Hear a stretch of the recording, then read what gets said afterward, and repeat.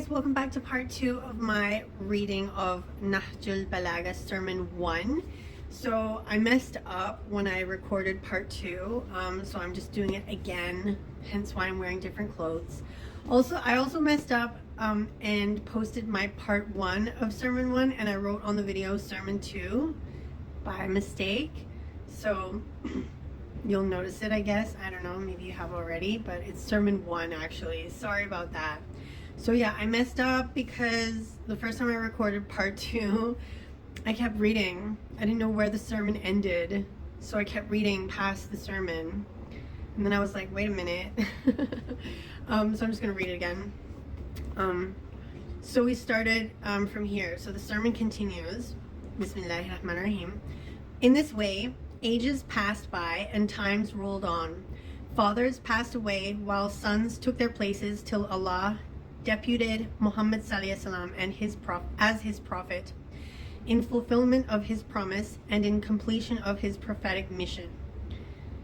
The pledge to Muhammad ﷺ had been taken from the prophets. His traits of character were well reputed, and his birth was honorable. The people of the earth at this time were divided into different nations. Their aims were separate and ways diverse.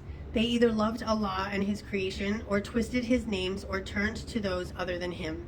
Through Muhammad ﷺ, Allah guided them out of wrongdoing, and with his efforts took them out of ignorance.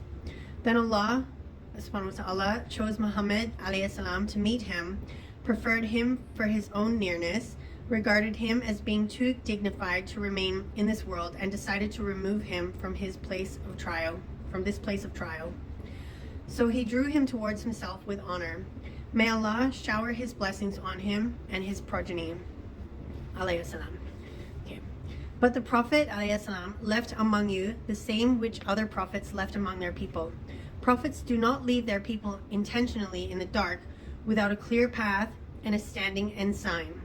He left the book, Quran, of your Creator to clarify what he permits and what he prohibits, what is obligatory and what is discretionary, the repealing injunctions and the repealed ones,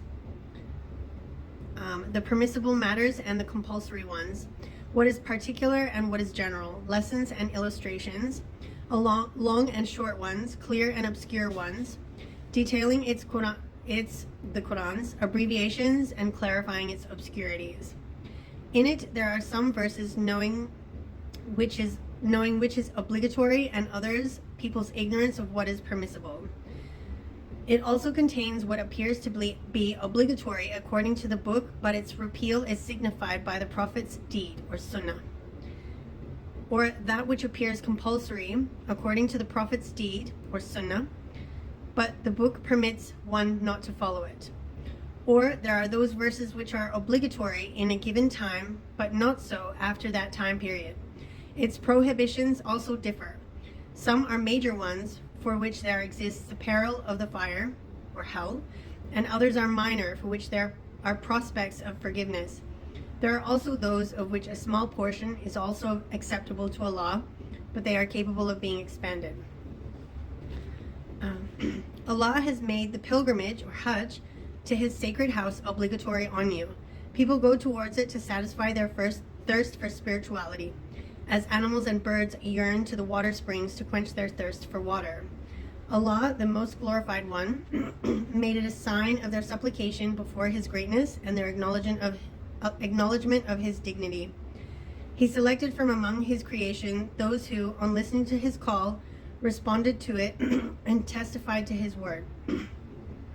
They stood in the status of his prophets and resembled his angels who surrounded the divine throne, securing all the benefits of performing his worship and hastening towards his promised forgiveness. Allah, the most glorified one, made it his sacred house, a symbol for Islam and an object of respect for those whom turn to it. He made pilgrimage to it obligatory and laid down its claim for which he held you responsible to fulfill. Thus Allah, the most glorified one, said, and this is a verse from the Quran, chapter 3, verse 96 and 97. Pilgrimage to the house is made incumbent on people purely for the sake of Allah, on those who can afford the journey there. And whoever denies it, verily Allah is sufficiently independent of the worlds. And that's it for sermon number 1, which was held by Imam Ali. I'm not sure when or anything. I don't know when. I don't think. Yeah. I'm not sure if it was before his caliphate or during his caliphate. I'm not sure. But anyways, so based on the sermons that I read to you yesterday and the one that I've read to you today, I gotta admit, I see a lot of times where he has said, Imam Ali, has said, worship only one God. Allah is the only God that you have to worship, that you should worship. Don't worship me, as in me. Imam Ali is not telling the people, he never tells the people to worship him or his family or the family of the Prophet, peace be upon him and his family. He talks about the sunnah of the Prophet, alayhi salam, doesn't he? In this one of the sermons that I read to you yesterday, he talked about the sunnah of the Prophet and how you must follow it as a guide. It'll guide you to the straight way. And he mentioned the sunnah of the Prophet in this sermon as well. So there we have Imam Ali telling us to worship, there's only one God and we must worship only one God. And he tells us to follow the sunnah of the Prophet. So where do you guys get the idea from that we Shia, we who have been labeled as Shia, worship Ahlul Bayt or worship Imam Ali alayhi salam and don't follow the sunnah of the Prophet?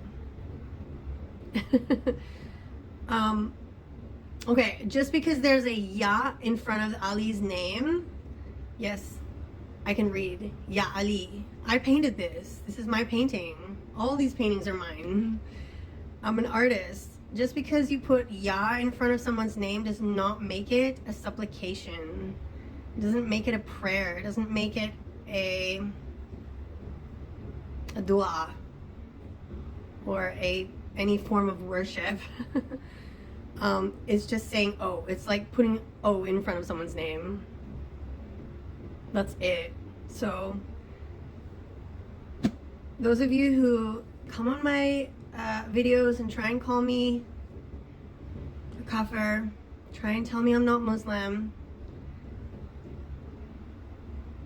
and try and accuse me of shirk, may Allah guide you to the truth. May Allah guide you to the truth. May Allah have mercy on you and may He forgive you. May He guide us all. May He have so much mercy for us who have been misguided and lied to. But it's like the verse in the Quran that said it says it is not the eyes that are blind, it is the hearts. There is a shield in front of your hearts, your eyes, your ears, and even when the evidence is presented to you right in front of your face and you see it and you open your eyes and you can hear it with your ears, you still don't see it. You still don't hear it.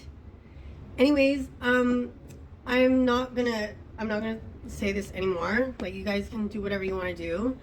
But I hope that'll be the last time that I feel like I have to tell you guys to not call me a kafir.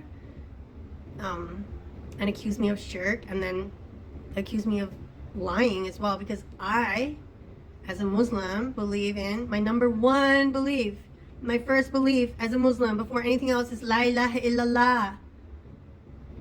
Like, you guys can't seem to put 2 and 2 together.